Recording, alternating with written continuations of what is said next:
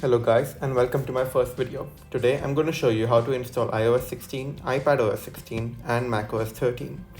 They all have the same process and today I'm going to show you how to do it on an iPad.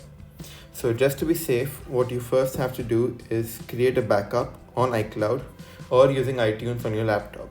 So I'm just going to do that right now. And since I've actually already installed iPadOS 16 on my iPad, I'm going to cancel the backup here and move on to the next part of the video.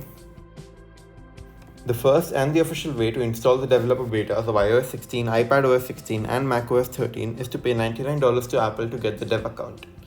Then you simply have to install the beta profile on your device, restart your device, and you'll get the prompt to update it to the new software version. I'll link Apple's developer website in the description in case you want to do that.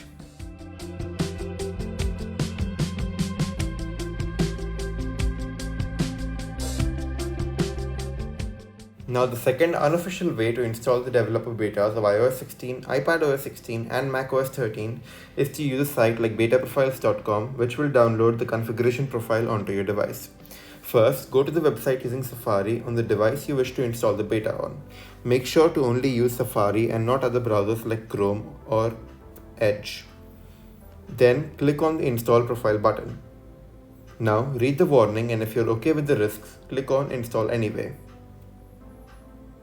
Your device is now going to ask you for permission to install a configuration profile. Click on allow to proceed with the installation, and after it is installed, restart your device.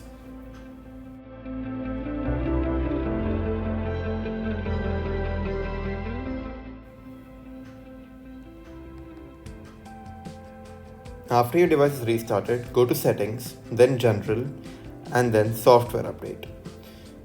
The new developer beta should show up. Click on download and install. And after it is done downloading, restart your device to install the beta. Please note that this beta software and can cause your device to malfunction or stop working completely.